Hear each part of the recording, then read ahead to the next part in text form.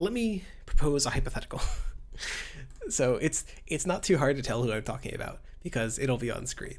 But let's say hypothetically, I asked you, Wake up, liberal. someone who said that they think that the nation contains unique and valuable people, culture, and history that are worthy of preservation. That is someone that said all government policies, especially about trade, sovereignty, immigration, and austerity and wars, should serve the interest of the people. Someone who said that those in government should live by the same laws of the people they govern. Someone who said that economic interests should never benefit the few while displacing the many. Someone who said that we should nation build at home and not abroad. Someone who said that no industry, including technology, should have more power than the state. If I had asked you what a person who said all of these things was in terms of economic policy, would you think of them as like a centrist, a libertarian, a socialist? Now, this is these are all taken from a video by John Doyle, who argues that these things are good conservative ideas. And the reason it's so frustrating is that all of these things, I think, could very easily have been said by Bernie Sanders. Bernie Sanders, I'm certain, thinks that the nation contains unique and valuable people, culture, and history that are worthy of preservation. Because this statement is so vague, it could mean something like, oh, I think that we shouldn't be like destroying indigenous cultures. I think we should be preserving them. Or it could mean, I think white genocide is going on. We need to stop immigration now.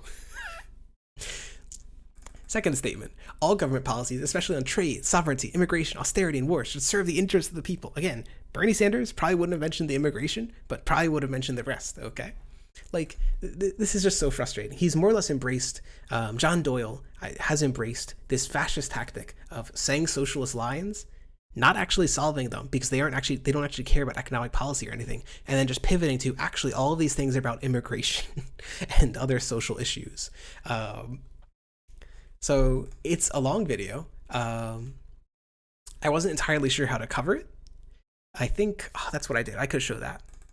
So it's this 20-minute video by John Doyle, who is totally not a fascist, right? He's got this anti-Nazi sign in the back. How could he be a fascist? And he argues that, these 9 ideas are going to win conservatives the future. Now, all of these 9 ideas are just incredibly vague. So I guess I'll let him play the first few minutes, and then I'll skip through the individual ideas, and I'll just give some individual commentary on each one. I guess that's probably the best bet. John Doyle just talks on end without saying almost anything of value. In virtually none of this does he make any substantive policy points, but there are a few things I think that I can prove or disprove. So that's gonna be the format for this. I wasn't entirely sure how to cover such a long video. No, you can't call him a fascist. He's just a paleo-conservative. A lot of these could be Marxist-Leninist takes. They do sound a lot like the old left kind of things, like anti-immigration, because immigration increases the pool of excess labor. Anyway, I'll let John take it away.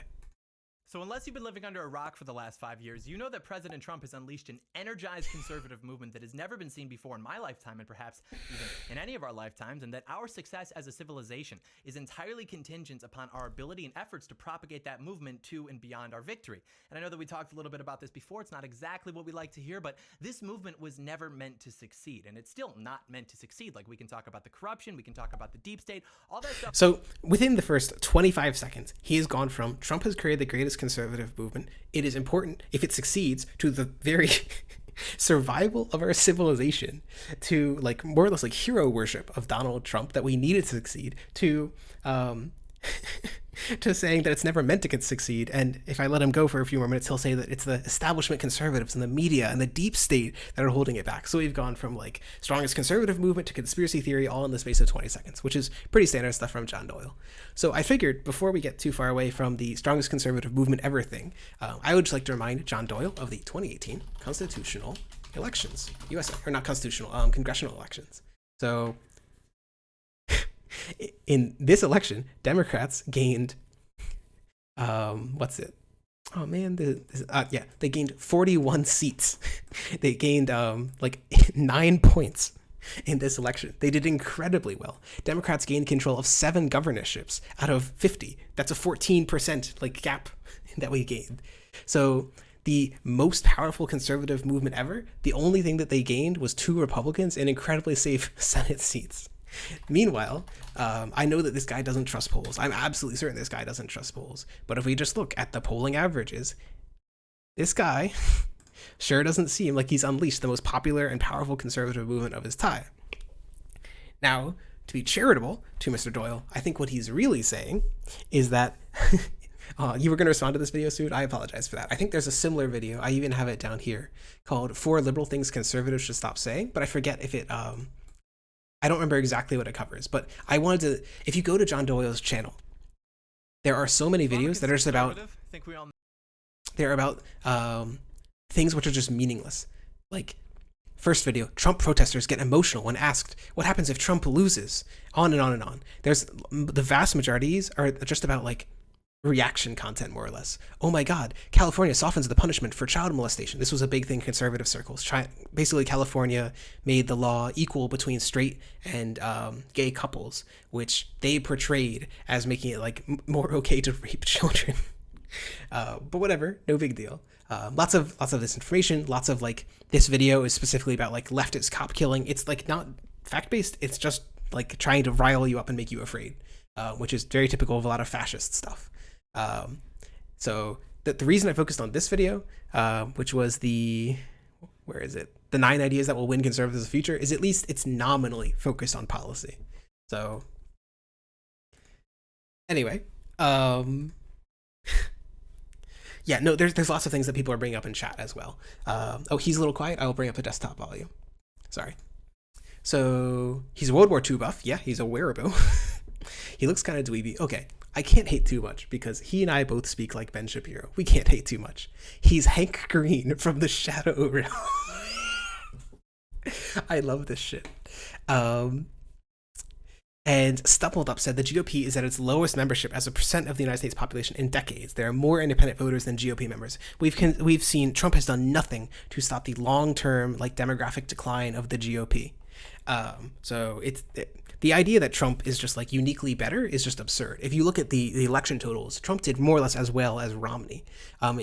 In fact, as I recall, Trump did even worse among whites than Romney did. So lots of people, like white nationalists, who are pointing to Trump as this big savior among the white people.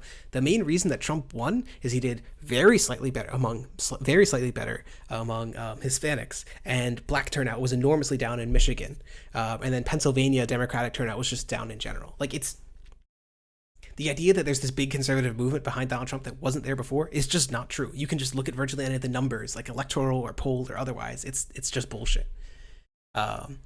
His intro is cringe. All right, I'll let him keep finishing the intro, and then I think then I'll go through the specific ones.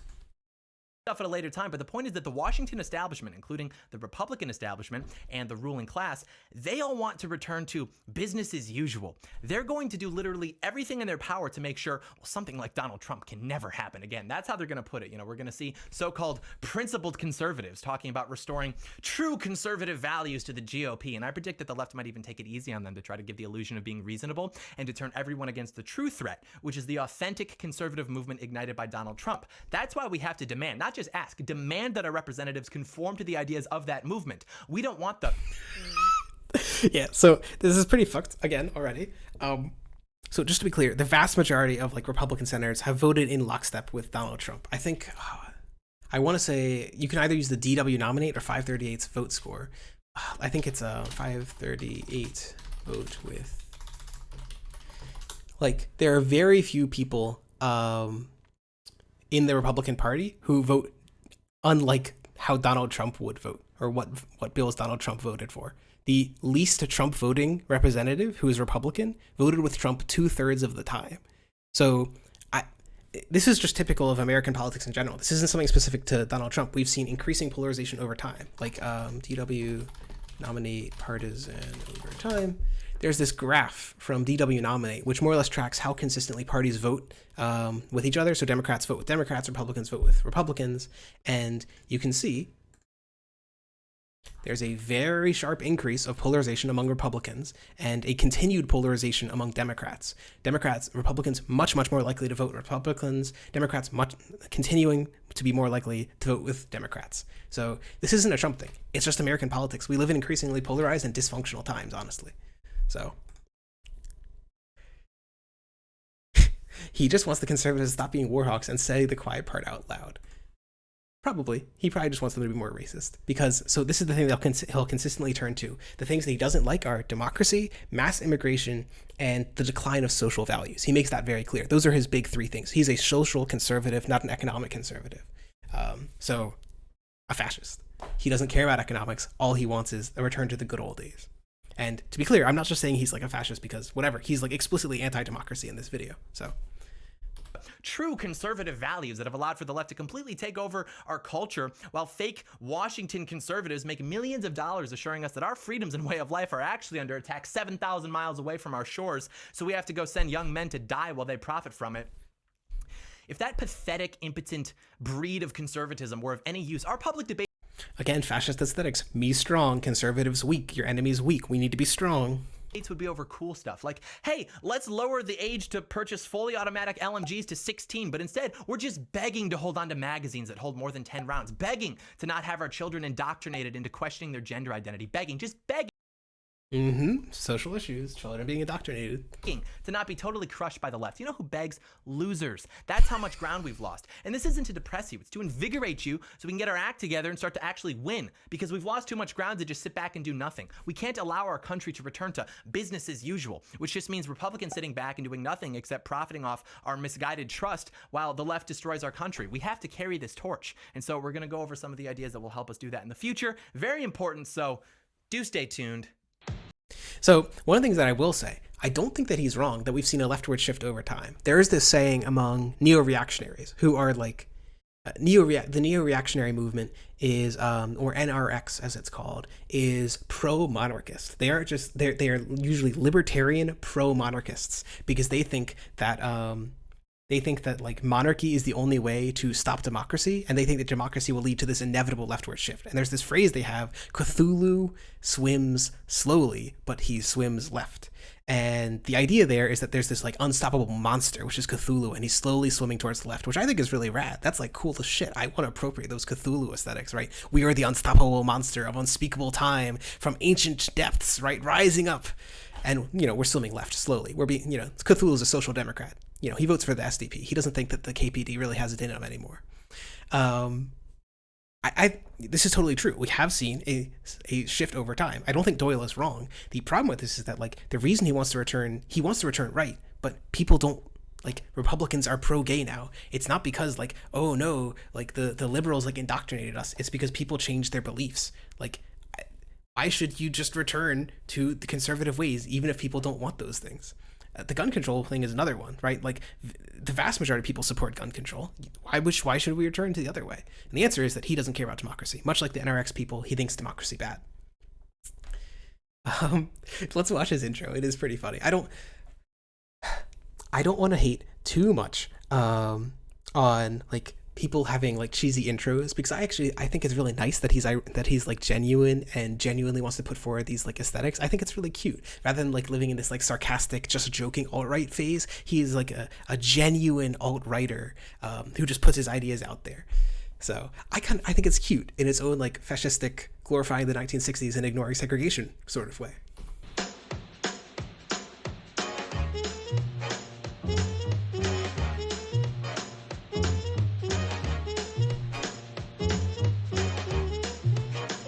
John Doyle in.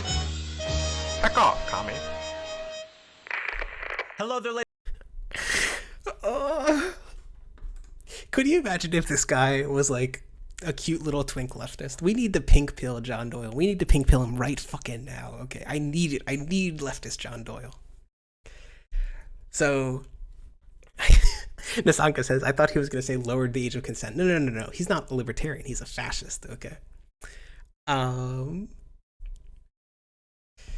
Wouldn't fascist and authoritarianism in general be representative of Cthulhu or cosmic horror monstrosities? So to some degree, yes. But they don't think of themselves as the horrible monstrosities. The neo-reactionaries think of themselves as preserving like our libertarian values and fighting against Cthulhu.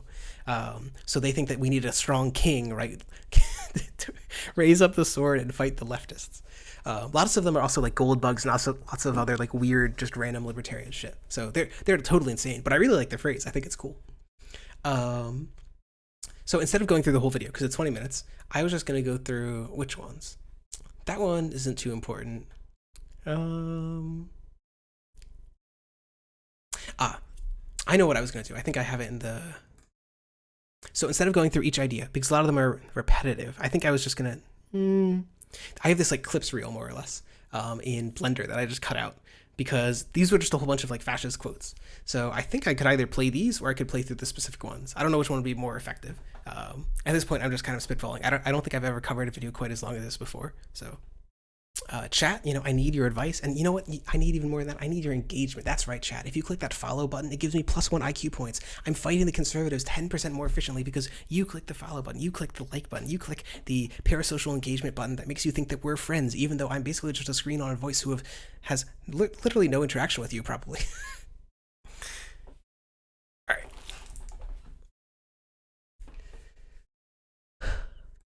Oh. Let's see. Nation, government.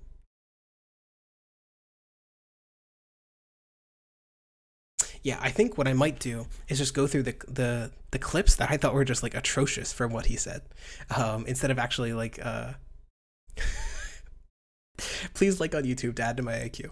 I was just gonna go through these clips of what he said and just discuss like how kind of like atrocious and fascistic they were. So because I think the whole video is just incredibly long, and this would only take like 5 minutes, so it'll be a little bit more efficient, faster, more structured. We'll see how it looks when I rewatch it, and I cringe at how bad this was. Is America good, and should America be preserved? What do we stand for?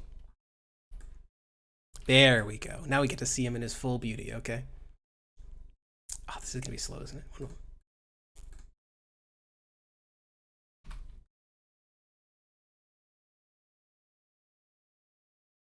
All right. Me trying real hard. Grug trying very hard. Is America good, and should America be preserved? What do we stand for as a people? Are we proud of what we've done? Are we proud of what we've done as a people? Are we proud of our history? Do we celebrate our history and the people who've dedicated their lives to the service of this country, not only through innovation and conquest, but also through defending its sovereignty? I just want to replay that one. So who is it specifically that John Doyle is proud about? Are we proud about the people who have dedicated their lives to the service of this country, not only through innovation and conquest, but also through defending its sovereignty? Innovation and conquest. I don't know what he could be saying with that. Those are the questions that decide the existence and future of a nation. Questions about economic issues are unequivocally downstream from issues of identity. So, 2 things. 1, he says that we should support our history as Americans. We should support our history as conquering Americans. And 3, he says that issues of identity are upstream of any issues of economics. He doesn't care about economics. We just need to preserve American identity. Now, to me, this is very just explicitly saying American, like conquering the indigenous people, good. There's no, like, what other conquest is he referring to? Like the Philippines? Cuba? Even that was based on like imperialism. Like, I literally don't know what else he could be saying. And this is like more or less like, to me, this screams like fascist Lebensraum. This is like some guy who's like, yes, America's strong. It's a good thing that we conquered land for our good, strong nation because our nation can only do good. What the fuck? Oh my god. I literally hate you all. Why are you so horny? Nasanka says, STL, you're going to make me parasocial engagement in my pants. Oh my god. Just, look, let me help you out, okay? Just take a freeze frame from the stream. Just put it up in your bathroom. Go out, 5 minutes, come right back. Come back, no horny. This is... STL is a no degeneracy channel, okay? And so as we can see in the graphic, the people who voted for Trump, that energized base, we're not energized because we're like, wow, Trump just cited the Laffer curve in a speech. I just get so giddy for tax policy. No, it's because we're like, yes, America will be put first. Shut up, China. Shut up, Europe. Shut up, Mexico. I'm not apologizing for being born in the greatest country on earth anymore. And yes, we actually are going to put our people first once again. Okay, so one thing that I thought was very interesting, he does show this very interesting graph. So I think this is a very interesting graph because it really does describe a lot of American politics. The main divisions that we see in 2016 are social. So this is the axis of social and identity, meaning stuff like race, meaning stuff like feminism, meaning stuff like gay marriage. The huge division is not left or right, which is economics. It's north and south, up and down. And so the Democrats are clustered in the bottom left, meaning that they are like economic and social liberals. The Trumpists, the Republicans, right? Because apparently, according to him, he's ignited the greatest conservative movement of any time. These Trumpists are in the center on the economic dimension. So their difference with Democrats is only, say, -1 to 0, only 1 points. But their difference with Democrats on the social dimension is more like, let's say, -5 to 0.5, more like -1 to +1. It's a much greater gap vertically than it is horizontally. So I think this is a very interesting point, and it more or less underscores the point that a lot of lefties have been saying, that Trump didn't win because of economic issues. There's lots of studies demonstrating this. Let me go get it. Trump versus. So there's lots and lots of studies showing this. I think which one was it?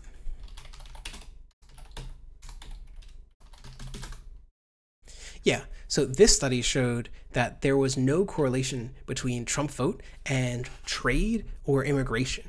Places that had been more affected and lost more jobs due to trade were not more likely to vote Republican. Places that had seen higher rates of immigration were also not more likely to vote Republican, even among like the native whites. Usually whites, I suppose, but even among the natives, right? There was not this shift towards the right among places that were dedicated by immigration. It's not these economic issues that are deciding the way people voted. There are lots and lots of studies. I've got quite a few of them here, which show that, for example, generally people who are more on the sexist side of things, people who are more on the racist side of things, were much more likely to vote for Trump.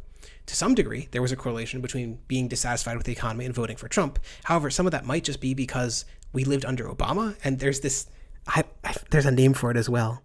I want to call it like partisan epistemology. When Republicans are in a Democratic administration, they think the economy is doing poorly, so they're dissatisfied. And then under Trump, they think the economy is doing well, so now they're satisfied. So I guarantee in 2016, this graph on the left of economic dissatisfaction is going to be inverted. All the Democrats who are dissatisfied, they're going to be super dissatisfied with Trump, and that's why they're voting for Biden. The other things that are genuinely true: people more sexist voted Trump, people more racist voted Trump. You get the same thing: people more religious voting Trump, people more socially conservative in general voting Trump, on and on and on. So Doyle is totally right that Trumpists are racist. I'm really glad he pointed it out. Let's see. Robin Hoof says, I recommend going for runs to keep the horny at non-awkward levels. So the next thing that he says is, well, this issue wasn't about economics. It wasn't about the Laffer curve. It was about social issues. I don't disagree. I just think that they're totally wrong. Like, his position on these social issues is just indefensible. I'll play him again, but let me keep going. It was the later bit where he started talking about indoctrinating children and international issues.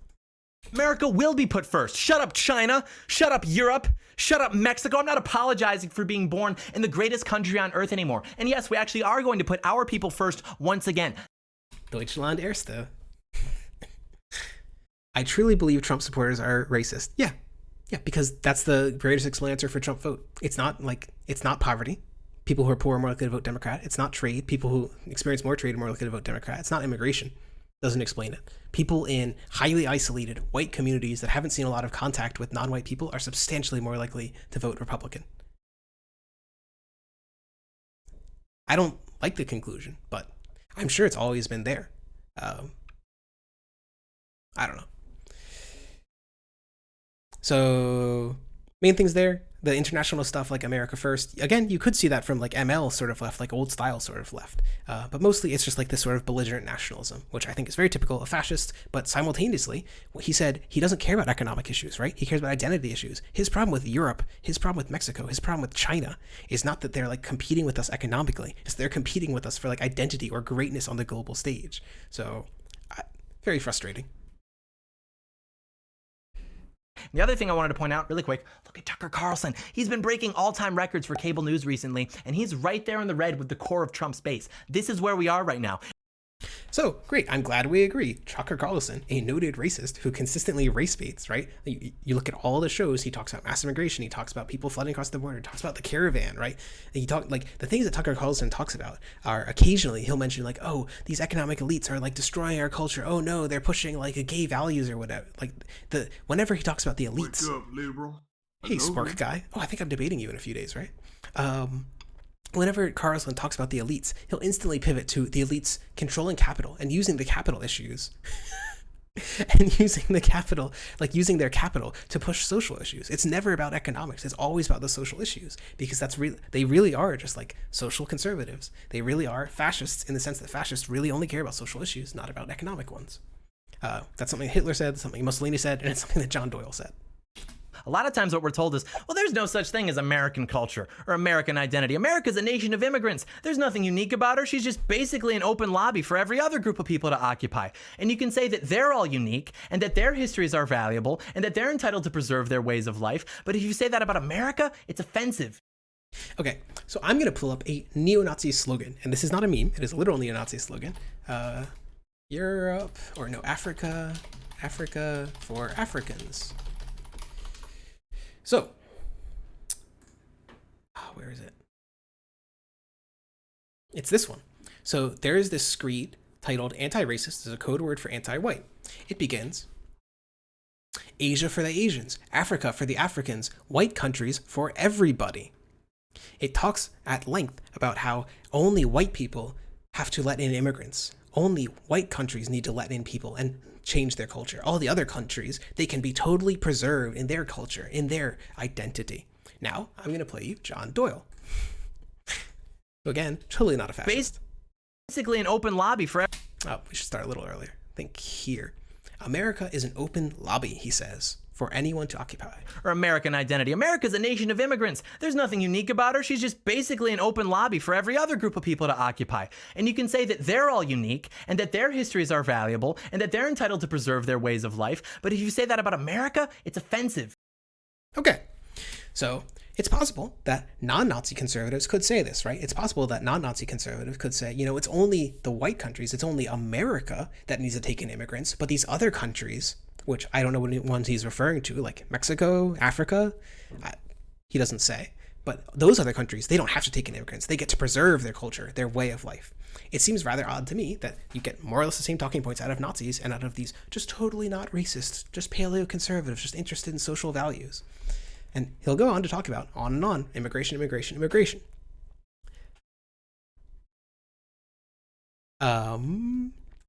As a rebuttal, only non-white countries got imperialized. One of the other things that's really interesting, let me go bring it up. There are stats on immigration in Africa.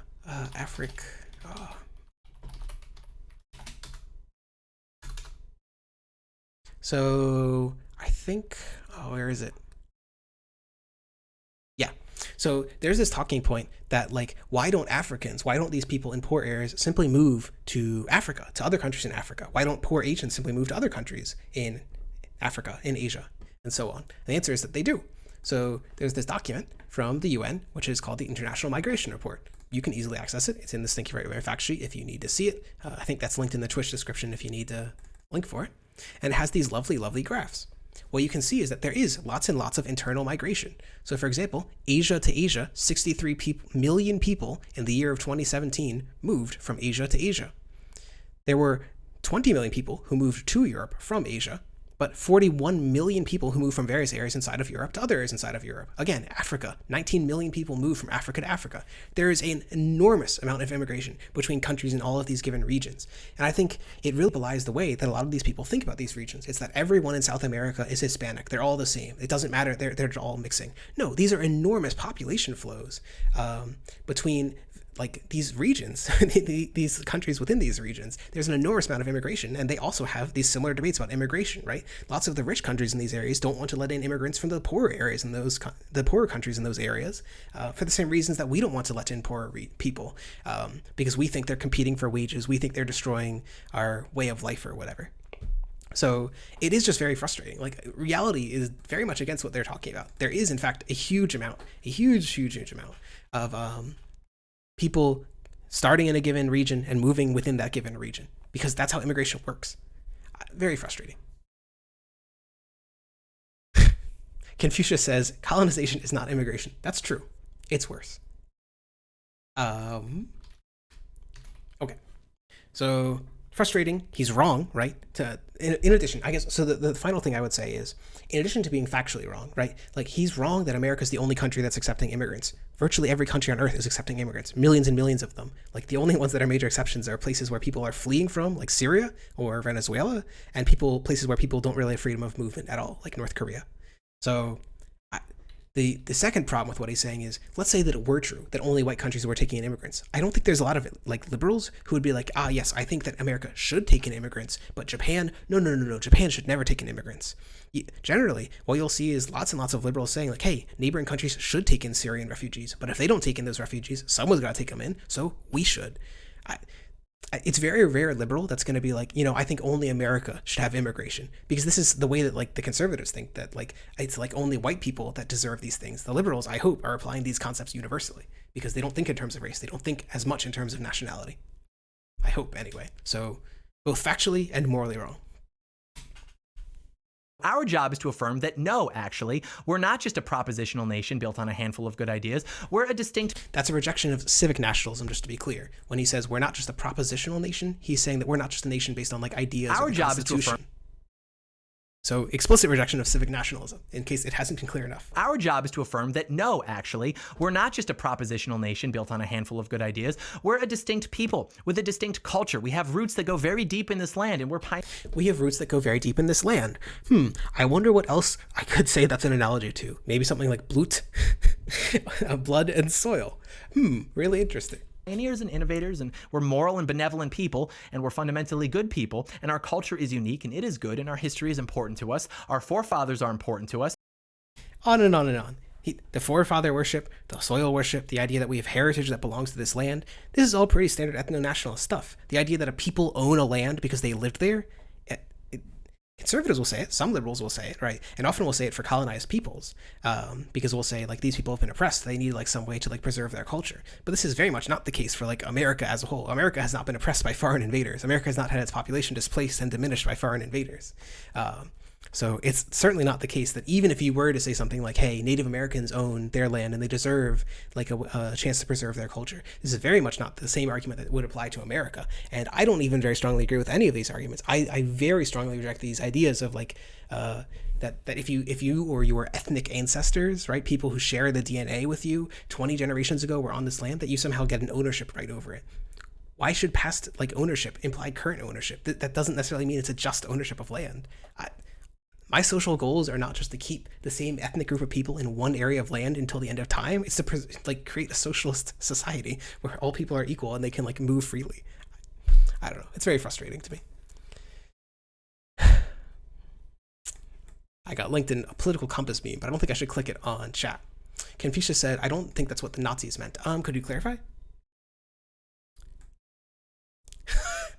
Nasanka says there was a Korean Bolivian person running at 1.7% in the Bolivian elections, and in the replies to a screenshot of the results, someone was asking why someone from China is allowed to run. Oh, gotta love the double racism of just like assuming someone's from China and also thinking they shouldn't be able to run. I don't know. This stuff is very frustrating to me because I think that it belies a thinking in terms of race, a thinking in terms of ethnicity, that the only utility in thinking in terms of ethnicity is like national liberation or ethnic liberation, is trying to like remove constraints based on ethnic peoples. But once you've moved beyond like liberation, you don't need to preserve that culture until the end of time. There's not something like sacred about Irish culture or like Nordic culture or whatever. All right. How many more do we got? Oh man, this video is going to go long if I keep just spieling for each one. Okay, I'll try and keep it shorter for each one.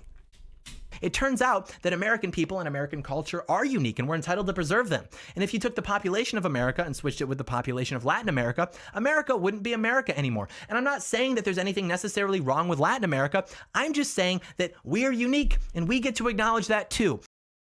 All right, let's go watch that one again. It turns out that American people and American culture are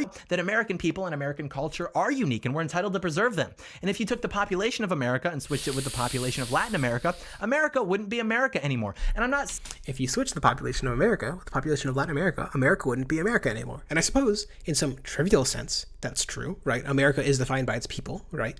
But in a more meaningful sense, what is he saying there? What is he very clearly trying to say? He then instantly like backpedals a little bit on it. And then saying that there's anything necessarily wrong with Latin America. I'm just saying that we're unique, and we get to acknowledge that too. We're unique. We need to be preserved. You know, if we had the same people as South America, then we wouldn't be America anymore. Now, the switcheroo, right? If we just instantly switch positions or something, maybe that would mean that America's not America anymore, right? We could do like the boat, the philosopher boat. Oh, what is it? Boat replacement philosopher. Ship of Theseus, right? We could do the Ship of Theseus thing, right? Like, we could say, if you replaced all of the people in the United States, would America really be America anymore? To be clear, this argument would also apply for like over time, right? America is not the same country that it was in 1800. If you took America today and switched its population with America in 1800, I would argue it would be immensely different. Like the people back then were like 98% Protestant. They were probably racist as fuck. And like 90% of them probably couldn't read. And if you switch them, America would be enormously different. So I don't disagree that to some extent the people determine the nation. But he's very clearly trying to imply something about the nationality of people switching around. And he says it a lot about mass immigration later in this discussion. So basically racist. Pretty frustrating. How many words was that sentence he said? I don't know. A lot. I can't hate too much on this guy's speech patterns because we speak very quickly, both of us. So we both have the Ben Shapiro gene, apparently. To suggest that in any of those contexts, the interests of the American people should be put second to the interests of another country, whether that's out of a misguided sense of moral obligation with things like endless wars in the Middle East, or bankrupting our country to make China wealthier because we think it'll make them embrace democracy. Bankrupting our country to make China wealthier? I literally don't even know what he's talking about. Does he think that the trade deficit is like when America gives money to China? I don't think America's given virtually any development loans to like China. I actually don't know what he's talking about here. I might be ignorant, but... Or even allowing for mass immigration into our country that displaces native-born Americans. These are things that are not good for American people. Okay, let's replay that one. Democracy, or even... I should have done this at a better platform. Note to self. Democracy, or even allowing for mass immigration into our country that displaces native-born Americans. These are things that are not good for American people. So we have, if America had people from South America, it wouldn't be America anymore, and mass immigration is displacing people from this country. What is the natural conclusion of this? Well, it means that if people from South America coming to this country, it is destroying American identity, which, as we know before, is the thing that he thinks is most important.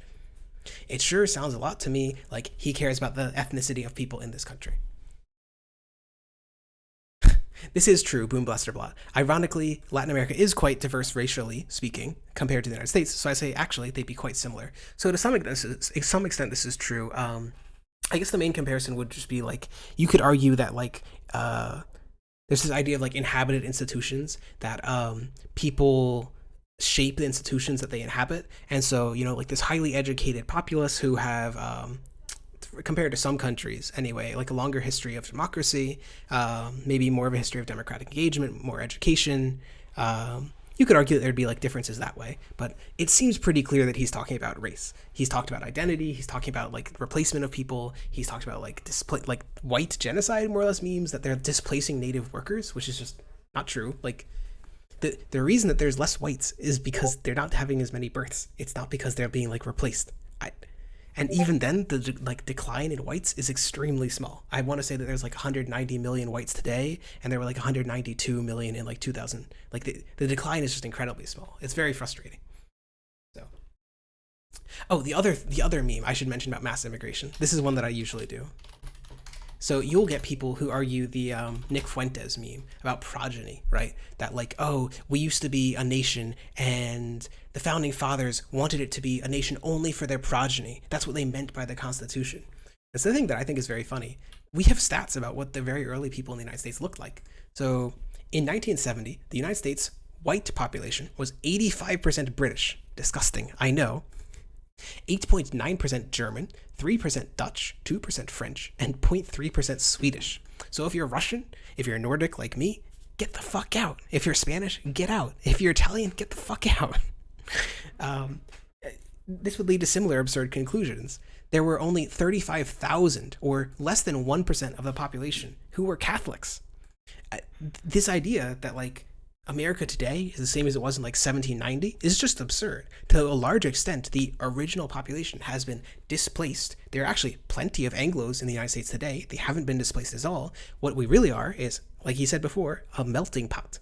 We are a huge mixture of a huge number of immigrant groups to the United States. The original population of the United States looks very different to the population of the United States today. So I guess the only other thing I wanted to mention was, what was it? I think I have the mass immigration graph in here.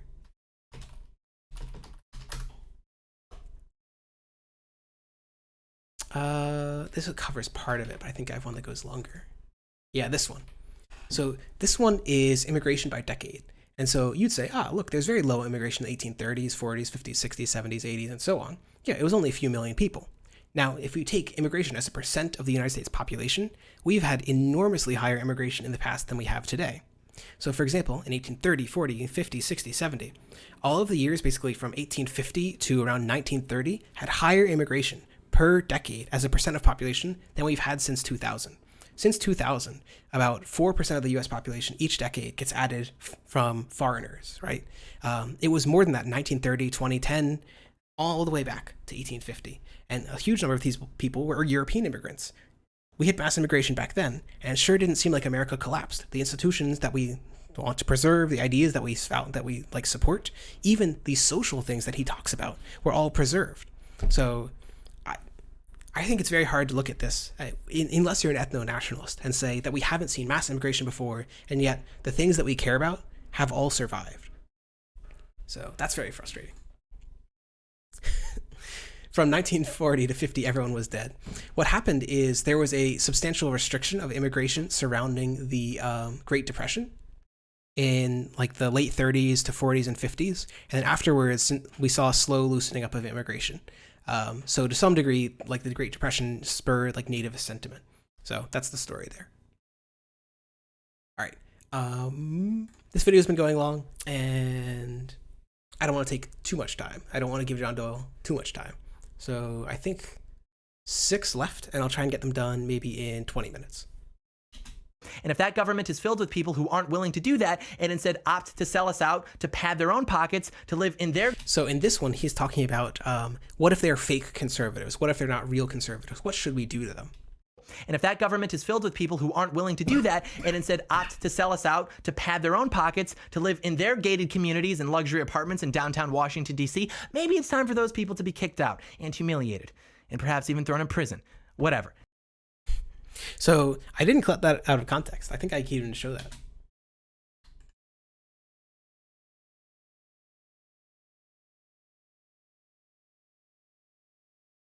I should probably be using like, what is it? I should like pirate Adobe Photoshop. Can someone show me how to pirate Adobe Photoshop? This is probably slow. Thrown in prison.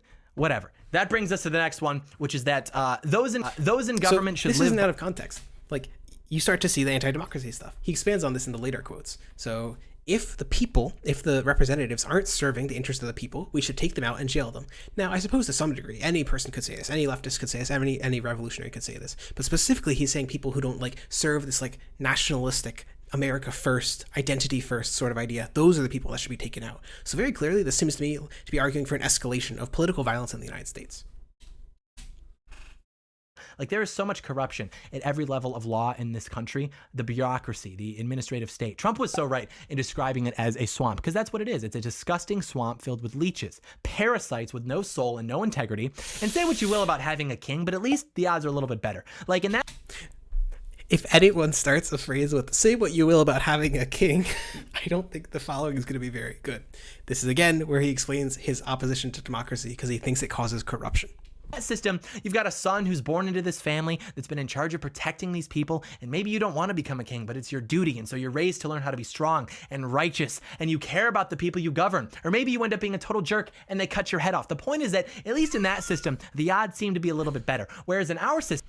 So, to be clear, his argument is that kings are better because they are trained from birth to be a good ruler. It's like it gives better odds than, he'll explain, than democracy, which he argues is corrupt and inefficient.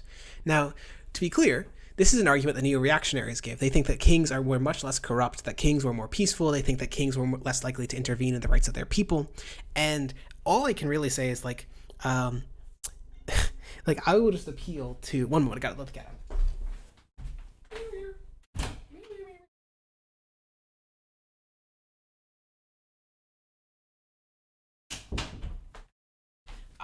If you look at, like, say, the history of works like Darren Acemoglu, he shows that there's this enormous increase of basically of good institutions, is what they call it, of restraints on the executive that precedes the enormous economic growth that we saw in the Netherlands, in England, and all of the countries that eventually moved into the Industrial Revolution. That strong kings were the ones who destroyed property rights, that strong kings were the ones who destroyed economic growth, and it was actually restraints on the kings and moves towards parliamentarism that increased economic growth in the long run.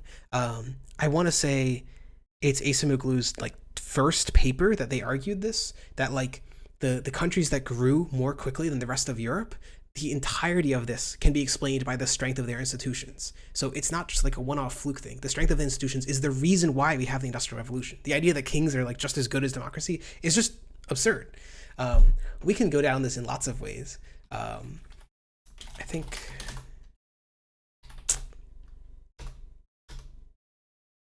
So there's lots of these ones. Again, this was another one from Acemoglu. Shows democracies of higher growth. As you'd expect, it creates better institutions. It generally has lower corruption. There is this one from this guy's a stringent, this project is like stringently anti-communist, but one of the things that they find is that strong democracies are substantially more stable. That's 10 really strong democracies are more stable than any other system. Strong autocracies are pretty stable, but they come at the cost of lower growth and enormous human rights violations. Their argument is that generally systems in the middle tend to either become autocratic or become democratic, that there's instability in the middle, so things shift to democracy or autocracy, which I think is an interesting conclusion. But democracy, pretty stable. And then finally, this one, again, is from an anti-communist source, but the general trend holds, even if you want to like be more charitable to like the Soviet Union and so on, that the more democratic your country is, the more it has restraints on the executive, the more it has genuine political competition, the lower deaths that your country has. He calls this democide, which just means like killing of the people. And if you get to the full like democide corner, which he more or less counts in as like Hitler and a few other extremely autocratic regimes, then you get to 10 to the 5th. I want to say this is 10 to the 5th thousands of deaths. You're talking tens of millions dead. As you move down to having less and less totalitarian government, meaning more restraints on the executive, and more democratic government, meaning more and more political competition, you have fewer and fewer deaths. It's not just a fluke that democracy does better. It is like systematically better in creating better institutions. So like, fuck off, John Doyle. You're just wrong. Kingdoms suck. Young Blaster Bot says...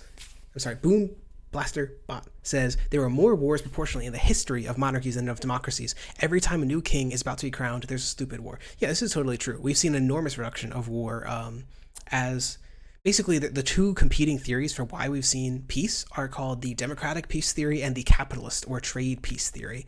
And they kind of commingle because democracies are more likely to industrialize and to trade, and they're also more likely just to not go to war with each other. So basically, it seems like democracies are less likely to fight each other than are non-democracies, and it also seems like democracies are more likely to trade with each other, and trade in turn makes them less likely to fight each other. So there's a lot of reasons why democracies are less likely to fight. So Confucius says, I'm not arguing for kings, but you could say the same thing for presidents of the United States, that they engage in wars. Sure, I don't disagree that representatives can engage in like bad behavior. This is more of like the way to think about these things is that government systems aren't just like they aren't perfect or imperfect. It's not a binary. There's a gradient, and what you want to try and do is maximize the probability. It's never a certainty. Maximize the probability of good institutions, maximize the probability of good governance, maximize the probability of not dying to like an authoritarian state killing you because you were the wrong ethnicity, because you were from South America, because you displaced native workers, because if we replaced everyone here with South America, that you'd be changing the nature of the country. Now, I'm not saying John Doyle would support genocide, but what is the natural conclusion of believing that people from South America can't truly be Americans? Since we have democracy and everyone's vote counts, the type of people that are attracted to holding office and the type of people who are successful at obtaining it are the absolute scum of society. They are lying, power-hungry sociopaths with no integrity. It is literally a matter of wanting power and wealth and then lying to everybody to get it without any regard for anything other than your own greed and your own pride. And this is the case with very few exceptions. Okay, so you've heard it. Democracy never works. That's why we've seen an enormous explosion of democracy over the last 100 years, right? It's because democracy just keeps failing upwards, right? Kings are just so strong and so smart, and they run the best and most efficient, least corrupt economies, and they just accidentally keep failing, and democracies just keep accidentally out-competing them. Total coinkydink. That's why Trump won. He promised to bring those jobs back. And I swear to God, if I get one of those libertarian think tank dweebs, like one of those people who just defaults to abstract concepts with no regard for the practicality of the real world, like, I read a book that was written in 1946 about theoretical economics, and Henry Hazlitt says that the money saved by the businesses will be reinvested into the economy, and new jobs will be created, and the products will all be cheaper as a result, so we all get to consume more. Okay. Interesting. Let me digest that. Oh, yeah. Okay, this is just him ranting about libertarians. Again, he doesn't. His opposition to trade is that he thinks it's like destroying American jobs. So I'm a socialist, and even Marx liked free trade. Marx's argument is that free trade would force capitalists to compete with each other and would tend to like create a more quick advance of capitalism. He argued that it would create a more quick advancement of production. Like there is just virtually unanimous agreement among economists that free trade, or not necessarily free trade, but at least like high degrees of interconnectivity enormously increase economic growth because they let you get cheap products from afar. Those cheap products then give your consumers more money. Your consumers get more money that they then use to create more businesses. This is like, I'm not going to say this is like basic economics. You don't need to read a theoretical text from 1946 to understand this. This is literally like Econ 101 sort of stuff. So I don't want to defend free trade too much. I'm sure this is pissing off some of the like conservative, like the old left in my chat, but this is very frustrating. Kylanto says, is there any sort of structure that is able to successfully hold representatives accountable? So the way that Doyle talked about this, I think is actually very interesting. So when Doyle talked about, oh, you have a bad king, you simply lop off his head. Okay, so the interesting thing is that there's a similar sort of dynamic in democracies. If you have a bad representative, you don't have to lop off his head, you simply vote for someone else. That's the fundamental structure, is that democracies can replace bad people with good people more easily, more peacefully, and through legal methods. Less people will die in a democratic transfer of power than a lopping off of head transfer of power. Opinions on a monarcho-socialist representative democracy with Canadian characteristics. I think a socialist United States would do better if mixed with maple syrup and if under the Queen. Look, Reagan, I have undying support for monarcho-socialism with Canadian characteristics. I think that I just need the Queen to demonstrate her true commitment to Xi Jinping thought by pissing on Margaret Thatcher's grave. Once we get video of Queen Elizabeth pissing on Margaret Thatcher's grave, then I will finally support monarcho-socialism. He's gonna like LARP out his fantasies of beating up a libertarian. This is just funny to watch, honestly. That just didn't happen, right? Like what you said, yeah, that went ahead and just didn't happen. He was wrong. The jobs just went away, and the jobs that may have been created as a result are all in the information economy. So your libertarian, free trade, open borders, we're not Americans, just dollar signs, economic policy now has whatever is left of those jobs being competed for. To be clear, I do agree with something that he's saying here. There is a large degree of, there's an estimate that around 400,000 jobs were lost, quote unquote, due to free trade, right? That due to like displacement of workers to other countries, those jobs genuinely left and genuinely weren't like cycled back into the economy. And all it gave is people a consumer advantage. I totally agree that this does occur. The problem with this is that basically America overall benefited from this. Some people were harmed by it and some people benefit from it. Overall, the average is above zero, right? If you took everyone as one unit, as one nation, as it were, the average is above zero. It is a good thing that we did free trade. The problem is that its benefits are unequal. Some harmed, some benefited. This is the same story for immigration. Immigration slightly hurts the wages of those without high school degrees and those who are like day laborers kind of stuff. And then it benefited the wages of virtually everyone else. So the solution to this is not stop immigration because it hurts some people. The solution to this is not stop free trade because it hurts some people. The solution is redistribution. Take the money from the high income people, give it to the poor people, retrain them, get them into new jobs. That's the answer. It's that if something is good for your country, don't stop it because it hurts some people. Keep it going and then make sure it helps even those people that are hurt by the transition. Basically, long and short of it, do good things for economy. Make sure that everyone is benefited by those good things. Redistribution works. Socialism works. Okay, folks? Boom Blaster Bot says, fuck queens by principle. I mean, I try.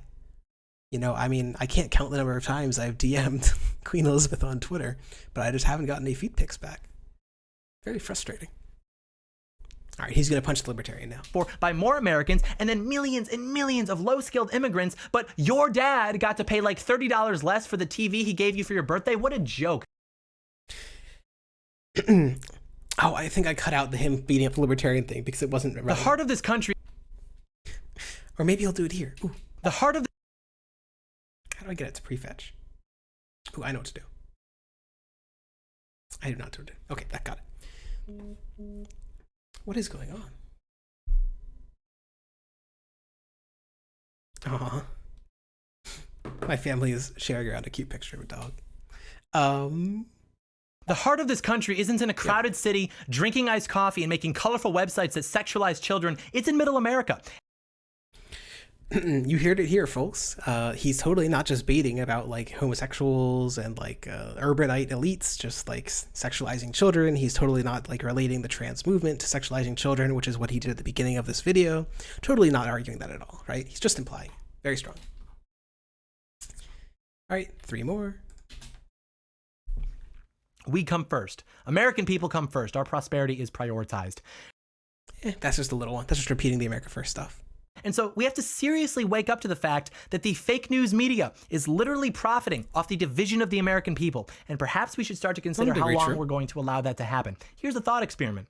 We all know that we have freedom of speech, but we also know that there are limitations. For example, if you and I went into a crowded theater and we yelled fire when there was no fire, we would be punished because that could incite chaos. Now, apply that principle on the macro scale. When people are deliberately spreading lies to the American people about systemic racism, racist police killing black people for absolutely no reason, Donald Trump is killing children at the southern border, America was built on racism, all white people are inherently True. racist. And then, as a result of that rhetoric, the country lights on fire. Lives are lost, livelihoods are destroyed, and there is no accountability. So tell me, is that freedom of speech? Is that what the... Why did I cut that there? Here, one more. Let me stop prefetching. Just drag this out. Make sure I didn't, like, eliminate some context. Livelihoods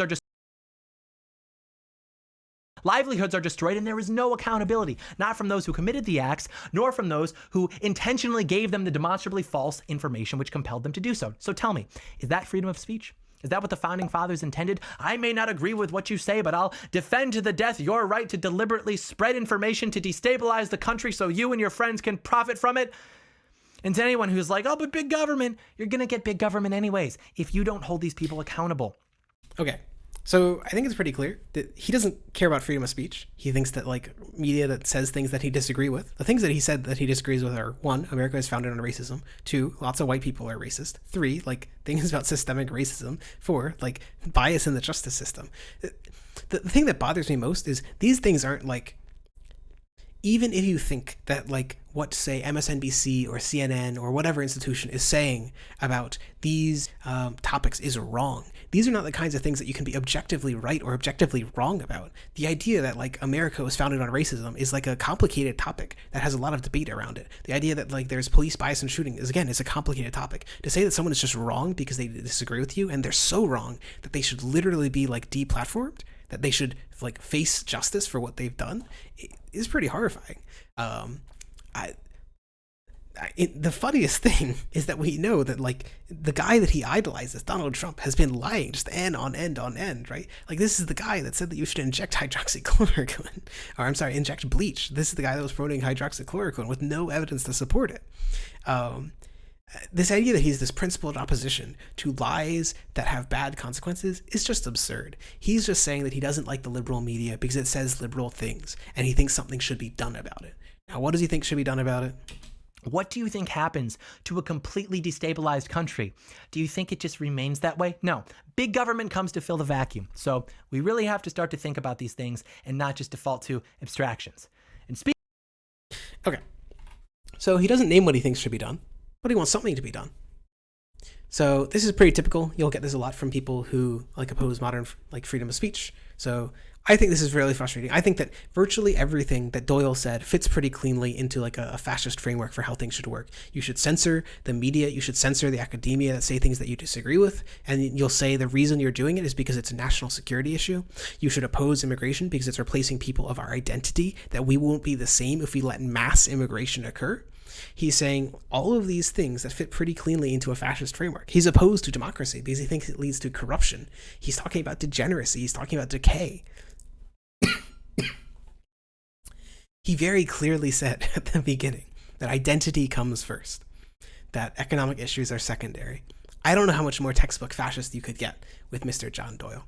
So anyway, these were the clips that I took out of his video. It's a longer video, but the things that he actually talks about, like for most of the video, is just rambling about these various like quote unquote conservative ideas that really say nothing. Like to say that the nation contains unique and valuable people that are worthy of preservation just doesn't say anything.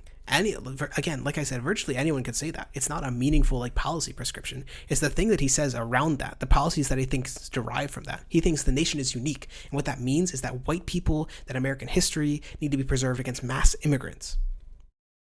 So, Mr. Doyle, pretty damn fascist. That's really all I have to say about the issue. I don't know if this video was done well. This was the first time that I've tried to cover a longer video, so that's why I tried to do the clip thing. I don't know that it worked great.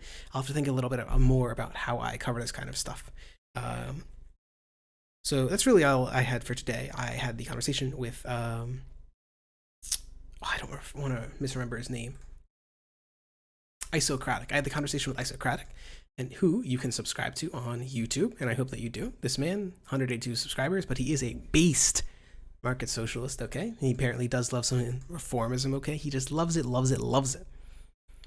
Boom Blaster Bot says, Doyle only needs to give more focus to the Jews or globalists to be fascist. Yeah, pretty much. I mean, he did say parasites. He did say the deep state. He did say like the ruling elite, as if the ruling elite was somehow different than like the Democrats and Republicans. And clearly he's not talking about business elites. He didn't say Jews, but he is very clearly implying that there's some sort of like liberal elite, at least, that is in control. So, the thing is that all the things that he actually says about policy, I think, are pretty demonstrably untrue. There's all this rambling of just stuff about like taking America back and like American values that is just kind of like, it's just your opinion. It doesn't really mean anything. And then there's these actual statements about like what actually matters for America. Like, what does immigration do? Are people from South America, like, can they not be assimilated? Are they different from American identity? All of these policy prescriptions that are just demonstrably false. And so I think if he just straight out said, like, if he argued for the policies that he believed in, if he genuinely said, like, hey, I want to get rid of democracy, it causes corruption, people would see that it's absurd, that it's fascist. But I think because he dresses it up in all of these things, well, he's just pointing out that democracy is fascist. He's just saying that sometimes kings are better. You know, this democracy is corrupt. So this is why we need Donald Trump. Donald Trump is a real democracy. I think because he dresses it up a lot, he gets just to avoid it. So anyway, my takeaway, I was just struck by all the fascist baiting from this. Very frustrating that this guy has such a large platform. He has like 250,000 viewers, subscribers rather. So that's about it. He's wrong. He's fascist. He's John Doyle.